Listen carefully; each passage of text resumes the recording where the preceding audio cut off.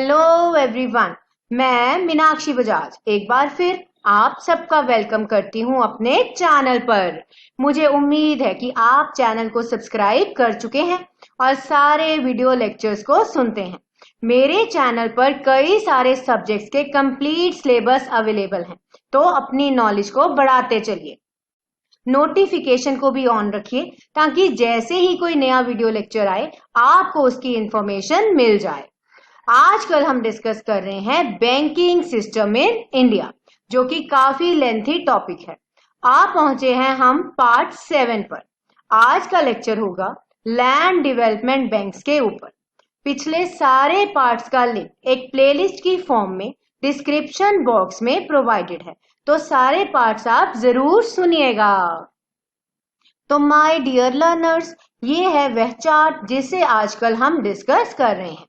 ये सब हैं अदर टाइप्स ऑफ बैंक्स, जिसमें से हमने लोकल एरिया बैंक और कोऑपरेटिव बैंक्स डिटेल में डिस्कस कर लिए हैं।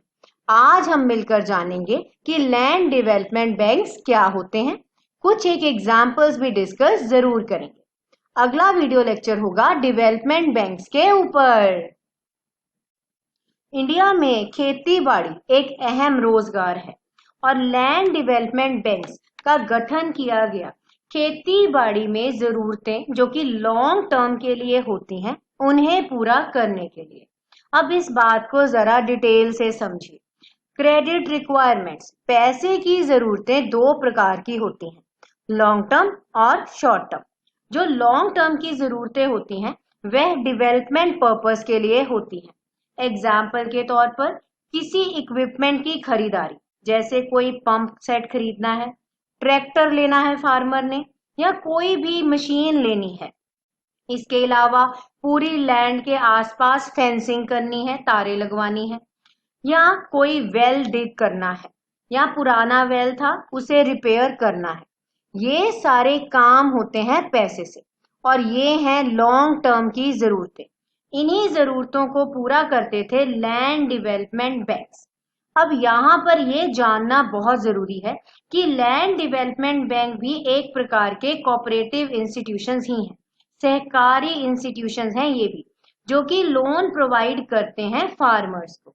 तो लोन लेने के लिए कोई सिक्योरिटी भी तो देनी पड़ेगी, तो फार्मर्स यहाँ पर सिक्योरिटी के तौर पर बैंक को दे देते हैं अपनी प्रॉपर्टी। प्रॉपर्टी एक इमूवेबल एसेट है जिसे एक जगह से उठाकर दूसरी जगह नहीं लेके जाया जा सकता, तो उसी प्रॉपर्टी के बदले ये बैंक्स फार्मर्स को लोन प्रोवाइड कर देते हैं। यहाँ पर अब आ जाएगी रूल्स एंड रेगुलेशंस को समझने की बारी। इन बैंक्स को भी रजिस्टर किया जाता है कोऑपरेटिव सोसाइटीज एक्ट 1912 के तहत। जो भी इन बैंक्स के मेंबर बनना चाहते हैं उनकी लायबिलिटी लिमिटेड होती है। जितनी शेयर कैपिटल कंट्रीब्यूट की उतनी ही लायबिलिटी होगी, उससे ज्यादा भरपाई करना उनके ऊपर लागू नहीं होगा। पर ये पूरे प्रकार से कोऑपरेटिव बैंक्स की कैटेगरी में नहीं आ सकते, इसीलिए इन्हें बोला जाता है सेमी कोऑपरेटिव्स। यहाँ पर दो बातें हैं। पहली तो ये कि जो भी मेंबर्स होंगे उनकी लिमिटेड लायबिलिटी होगी, इसीलिए लैंड डेवलपमेंट बैंक्स को लिमिटेड लायबिलिटी एसोसिएशंस बोला जाता है। ये संघ है, ये एक एसोसिएशन है जिसके अंदर एग्रीकल्चरल बोरोवर्स ही होंगे, फार्मर्स ही होंगे जिन्हें पैसे की जरूरत है। और यहाँ पर जो मेंबर्स होंगे इन बैंक्स के, उनकी कोई भी पर्सनल इन्वॉल्वमेंट नहीं होगी बैंक के किसी भी फंक्शन में।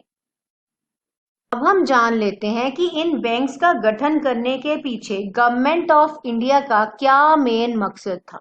तो ऑब्जेक्टिव था डेवलपमेंट करवाना, एग्रीकल्चर को आगे बढ़ाना, इंक्रीज करना इंडिया में एग्रीकल्चर की प्रोडक्शन, इतना उत्पादन बढ़े कि देश की सारी जरूरतें पूरी हो जाएं। और यहाँ पर जो भी इन जरूरतों को पूरा करने के लिए पैसा चाहिए था, उन पैसे को ऑर्गेनाइज्ड वे से फार्मर्स तक पहुंचाना।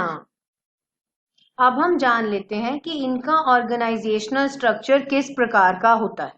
तो इनका ऑर्गेनाइजेशनल स्ट्रक्चर है 2 टायर, जिसमें 2 लेवल्स आते हैं। सबसे पहला लेवल है स्टेट लेवल। जिसके अंदर जो बैंक्स काम करते हैं उनका नाम होता है सेंट्रल लैंड डेवलपमेंट बैंक्स। और उसके बाद जो दूसरा लेवल आता है वह है डिस्ट्रिक्ट लेवल, और डिस्ट्रिक्ट लेवल पर काम करने वाले बैंक्स को बोला जाता है प्राइमरी लैंड डेवलपमेंट बैंक्स। चलिए अब डिटेल में जान लेते हैं कि सेंट्रल लैंड डेवलपमेंट बैंक्स क्या होते हैं। पहली बात, हर एक स्टेट में एक ही सेंट्रल लैंड डेवलपमेंट बैंक हो सकता है। आप जानते हैं कि सेंट्रल लैंड डेवलपमेंट बैंक्स अपनी ऑपरेशंस किस प्रकार से करते हैं। सबसे पहले तो मेंबर्स, कौन बनेगा मेंबर इस प्रकार के लैंड डेवलपमेंट बैंक्स का। सबसे पहले तो मेंबर इसके अंदर होंगे प्राइमरी लैंड डेवलपमेंट बैंक्स ही, जिन्हें ये बैंक्स समय समय पर हेल्प करेंगे। और इसके अलावा कुछ एक इंडिविजुअल प्रमोटर्स भी इसके मेंबर्स बन सकते हैं। लॉन्ग टर्म क्रेडिट नीड्स को पूरा करना है इन बैंक्स ने। जो नीड्स हैं ग्रामीण इलाकों में रहने वाले फार्मर्स की, तो उनकी नीड्स को पूरा करते हैं और इसके लिए एक चेन सिस्टम फॉलो होता है। ये वाले बैंक्स लोन प्रोवाइड करते हैं प्राइमरी लेवल पर काम करने वाले डेवलपमेंट बैंक्स को, या इन बैंक्स की अपनी ब्रांचेस भी हो सकती हैं और उन ब्रांचेस पर आकर एग्रीकल्चरिस्ट लोन के लिए अप्लाई कर सकते हैं। अब आ जाती है सब्सक्रिप्शन ऑफ डिबेंचर्स को समझने की बारी। पैसे की जरूरत इन बैंक्स को भी है और ये बैंक्स इकट्ठा करते हैं पैसा डिबेंचर्स इशू करके। तो कौन खरीदेगा इन डिबेंचर्स को? इन डिबेंचर्स को खरीदेगी कई सारी बड़ी बड़ी ऑर्गेनाइजेशंस। सबसे पहले नाम आ जाता है नाबार्ड का, जो कि है national bank for agriculture and rural development. इसके अलावा राज्य सरकार और कई केसेस में सेंट्रल गवर्नमेंट भी सब्सक्राइब कर लेती है डिबेंचर्स को। कई सारे कमर्शियल बैंक्स भी मदद के तौर पर इन डिबेंचर्स को खरीद लेते हैं। LIC यानी लाइफ इंश्योरेंस कॉर्पोरेशन। और कई बार अगर म्यूचुअल सपोर्ट करने की जरूरत हो एक बैंक दूसरे बैंक की मदद के लिए, या यूं कहें एक सेंट्रल लैंड डेवलपमेंट बैंक जो कि एक राज्य में है, वह दूसरे राज्य के सेंट्रल लैंड डेवलपमेंट बैंक के डिबेंचर्स को खरीद लेता है। पैसे की जरूरतें बढ़ती जाती हैं क्योंकि फार्मर समय समय पर लोन्स के लिए अर्जी देते हैं। तो कई सारे सोर्सेज हैं जहां से ये बैंक पैसा इकट्ठा कर सकते हैं। सबसे पहले तो है share capital. Share capital float कर सकते हैं या नाबार्ड से भी लोन ले सकते हैं। नाबार्ड समय समय पर कई सारी नई स्कीम्स लॉन्च करता है एग्रीकल्चर डेवलपमेंट की। उन्हीं स्कीम्स में अप्लाई करके यह बैंक उससे लोन मांग सकते हैं। कई सारे फंड्स होते हैं। शॉर्ट टर्म बेसिस पर राज्य सरकार, कमर्शियल बैंक्स और स्टेट कोऑपरेटिव बैंक्स भी एकोमोडेट करते हैं इन बैंक्स को। इसके बाद अदायगी की जाती है गवर्नमेंट के द्वारा।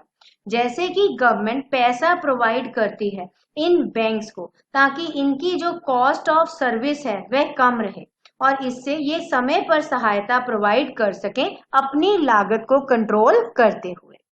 यहाँ डिबेंचर्स इशू किए जाते हैं जैसे कि मैंने आपको पिछली स्लाइड में समझाया था।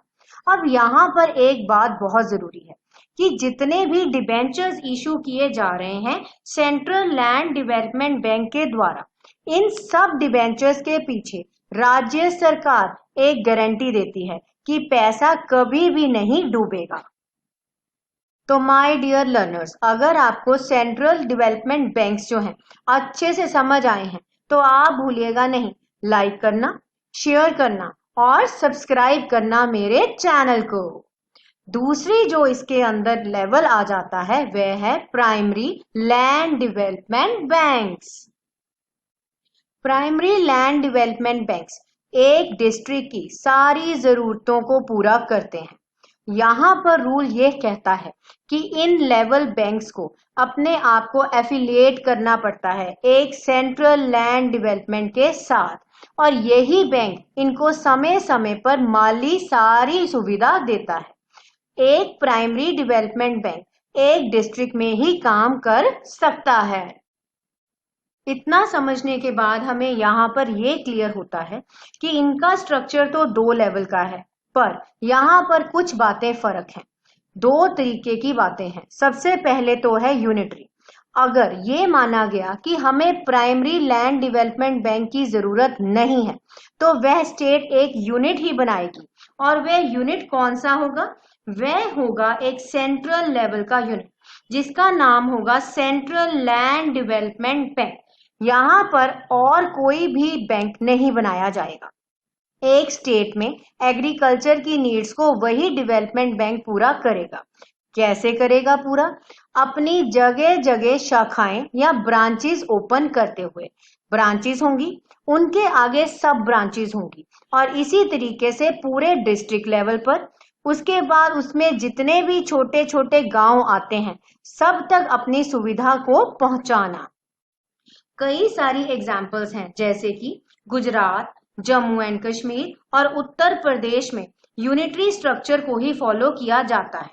यहाँ पर एक अपेक्स लैंड डेवलपमेंट बैंक बनाया जाता है, जो कि सर्वोच्च होता है, और वह सारी की सारी स्टेट में अपनी ब्रांचेस ओपन करते हुए पूरी स्टेट में अपनी सर्विसेज को प्राप्त करवा देता है। दूसरा स्ट्रक्चर है फेडरल, जो कि हमने आज पढ़ा है। इसके अंदर स्टेट लेवल पर होंगे सेंट्रल लैंड डेवलपमेंट बैंक, और प्राइमरी या डिस्ट्रिक्ट लेवल पर बना दिए जाएंगे प्राइमरी लैंड डेवलपमेंट बैंक्स। तो इसी प्रकार से चेन को फॉलो करते हुए फार्मर्स की जरूरतों को पूरा किया जाएगा। अब बात करते हैं लेटेस्ट इंफॉर्मेशन की। समय बदलता गया, और जो लैंड डेवलपमेंट बैंक्स थे, उनको अब बदलकर नाम कर दिया गया है state cooperative agriculture and rural development banks. अब यही ऑर्गेनाइजेशंस हैं जो लॉन्ग टर्म फंड्स प्रोवाइड करती हैं, जितने भी एग्रीकल्चर के रिलेटेड जरूरतें हैं। कोई भी नया एग्रीकल्चर का प्रोजेक्ट हो, या लैंड को किसी भी तरीके से डेवलप करना हो, उपजाऊ बनाना हो, उन जरूरतों को यही बैंक्स पूरा करते हैं। अब डिस्कस कर लेते हैं एग्जाम्पल्स। एग्जाम्पल सबसे पहले मैंने ली है the Haryana state cooperative agriculture and rural development bank limited. इस बैंक को ज्यादातर जो पैसा है वह मिलता है नाबार्ड के द्वारा। 90% रीफाइनेंस मिलता है इनको वहां से, और नाबार्ड इनको कई प्रकार के लोन प्रोवाइड करता है। 5% मिलता है गवर्नमेंट ऑफ इंडिया, या सेंट्रल गवर्नमेंट भी कह सकते हैं, और 5% ही मिलता है इनकी अपनी राज्य की सरकार, जो कि है गवर्नमेंट ऑफ हरियाणा, उनसे। दूसरी एग्जाम्पल है Punjab state cooperative agriculture development bank limited की। तो इस प्रकार से ये हैं दो आजकल के टाइम के state cooperative agriculture and rural development banks. तो इसके साथ ही हमारा आज का टॉपिक कंप्लीट हुआ। हम मिलेंगे बहुत जल्द एक नए वीडियो लेक्चर में, जिसमें डिस्कस करेंगे कि इंडिया में डेवलपमेंट बैंक्स कौन कौन से होते हैं और किस प्रकार से अपना काम करते हैं। और आप भूलिएगा नहीं, लाइक कीजिएगा, शेयर कीजिएगा और सब्सक्राइब कीजिएगा मेरे चैनल को। तो मिलते हैं बहुत जल्द।